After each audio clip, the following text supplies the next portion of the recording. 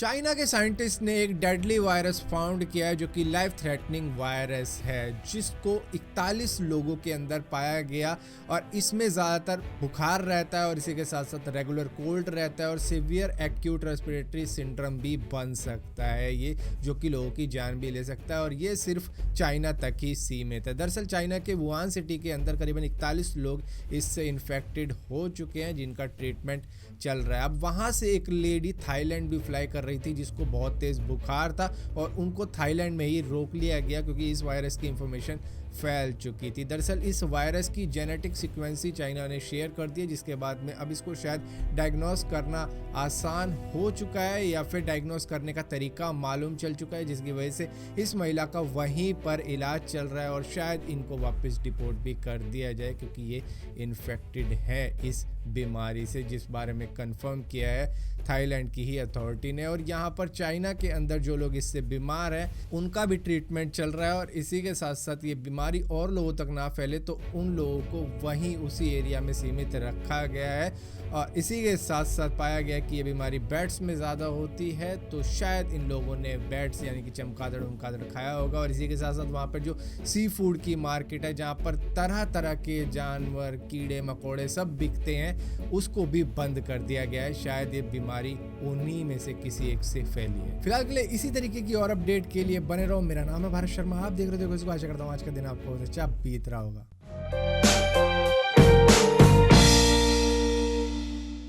PUBG PC खेलने वाले लोगों के लिए एक अच्छी खबर है कि उनके लिए एक नया मैप आ चुका है 6 सीजन के अंदर, जिसका नाम है कराकीन मैप, जो कि 64 प्लेयर्स के लिए है। मतलब 64 प्लेयर इसमें एक साथ खेल सकते हैं। ये करीबन 2 स्क्वायर किलोमीटर का एक आइलैंड है जो कि नॉर्थ कोस्ट ऑफ अफ्रीका का बताया गया है। इसके अंदर रेड जोन नहीं होगा बल्कि ब्लैक जोन होगा, जिसमें बिल्डिंग भी तबाह हो जाएगी। तो यहाँ पर कैंपरों के लिए बुरी खबर है क्योंकि यहाँ पर बिल्डिंग भी टूटेंगी अब C4 स्टिकी बॉम्ब से। और इसी के साथ साथ इसमें एक नया और पहला फ्लाइंग व्हीकल आ चुका है पबजी का, जो है एक मोटर ग्लाइडर, जिसमें 2 बंदे बैठ के ग्लाइड करते हुए इधर से उधर जा सकते हैं। इसी के साथ साथ वैसे तो पबजी मोबाइल खेलने वालों को ज्यादातर पता रहता है कि कौन सी नई अपडेट आने वाली है, लेकिन फिर भी मैं बताता हूँ कि आने वाली अपडेट में आपको डेथ कैम देखने को मिल सकता है पबजी मोबाइल के अंदर, जो कि आपको पबजी पीसी में देखने को मिलता था कि किस तरीके से एनिमी ने आपको मारा है, कहीं वो हैकर तो नहीं था। और इसी तरीके से आपको एक्सट्रीम कोल्ड मोड भी आपको देखने को मिल सकता है और कलर ब्लाइंड मोड, ये उन लोगों के लिए जिनको थोड़ा सा कलर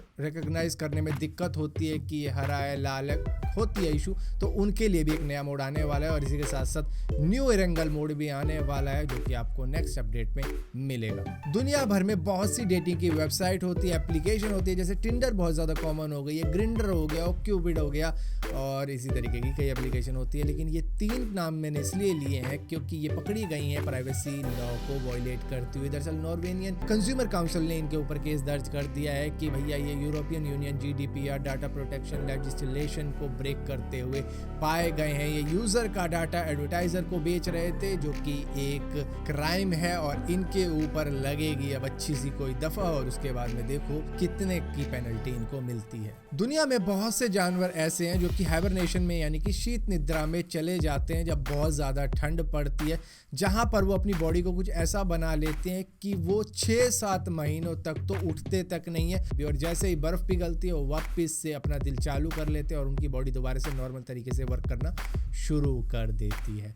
अब एक रशियन फर्म है जो कि सेम चीज इंसानों के ऊपर भी कर रही है, जो कहते हैं कि हम आपकी बॉडी को प्रिजर्व करके रखेंगे जब आपकी मृत्यु हो जाएगी। आपको इसके लिए 25 लाख रुपए देने पड़ेंगे, बुकिंग करनी पड़ेगी हमारे साथ, जिसके बाद में यहाँ पर 70 लोगों ने इसके लिए बुकिंग कर भी दी है कि आने वाले समय में अगर कोई ऐसी टेक्नोलॉजी बन जाती है जो कि दिल दिमाग को दोबारा से चालू कर सकती है इंसान के मरने के बाद में भी, तो यहाँ पर इन बॉडी के साथ में ये किया जा सकता है। हालांकि ये रशिया में नई चीज़ है लेकिन US में ये काफ़ी टाइम से चल रही है। दरअसल इस कंपनी का नाम है क्रायोरश, जिसके जो डायरेक्टर थे उनका डॉग मर गया था 2008 में, जिसको उन्होंने क्रायोजन लिक्विड नाइट्रोजन चेंबर के अंदर रख दिया था कि आने वाले टाइम में अगर ऐसी कोई टेक्नोलॉजी बन जाती है तो मेरा डॉग दोबारा से जिंदा हो सकता है। अब यही सेम चीज़ें इंसानों के साथ भी कर रहे हैं, जहाँ पर 70 लोगों ने, जैसा कि मैंने बताया, अप्लाई कर भी दिया है। और ये जो चेंबर होगा ये करीबन -196 डिग्री सेल्सियस तक का होगा, जहाँ पर बॉडी को प्रिजर्व रखा जाएगा ताकि बॉडी को कोई भी डैमेज ना हो जो कि हो जाता है अगर वो नॉर्मल एनवायरनमेंट में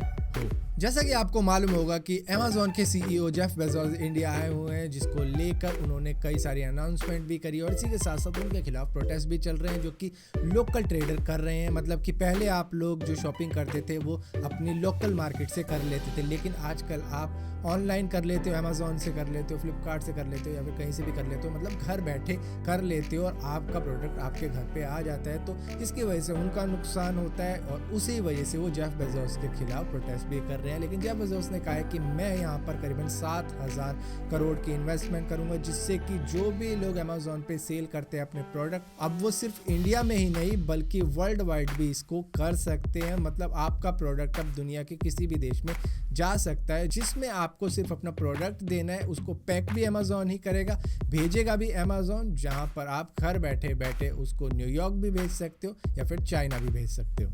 इसी के साथ साथ मैं आपको बता देता हूँ कि डिसइंटीग्रेशन एक नई मल्टीप्लेयर गेम आने वाली है आपके लिए, जो कि Xbox 360, PS4 और इसी के साथ साथ PC में चलेगी, जो 31 जनवरी से लेकर 1 फरवरी को शायद लॉन्च हो सकती है। आपको मालूम है इंसानों ने धरती का टेम्परेचर नापना 1880 से शुरू कर दिया था और वो अब तक नाप रहा है। अब तो आपको ये भी पता रहता है कि आने वाले महीनों का टेम्परेचर कितना हो सकता है। तो यहाँ पर 2019 को दुनिया का सेकेंड वार्मेस्ट ईयर बताया जा रहा है। मतलब कि 2019 दुनिया का दूसरा ऐसा साल है जहां पर सबसे ज्यादा गर्मी पड़ी है। दरअसल 2016 नंबर 1 पे चल रहा है जब सबसे ज्यादा गर्मी पड़ी थी 1880 से लेकर अब तक। फिलहाल के लिए दोस्तों इस वीडियो के अंदर इतना ही था। अगर वीडियो आपको पसंद आती है तो इस वीडियो को लाइक जरूर करना, शेयर जरूर करना और इसी के साथ साथ इसी टाइप की और वीडियो देखने के लिए चैनल को सब्सक्राइब जरूर करना।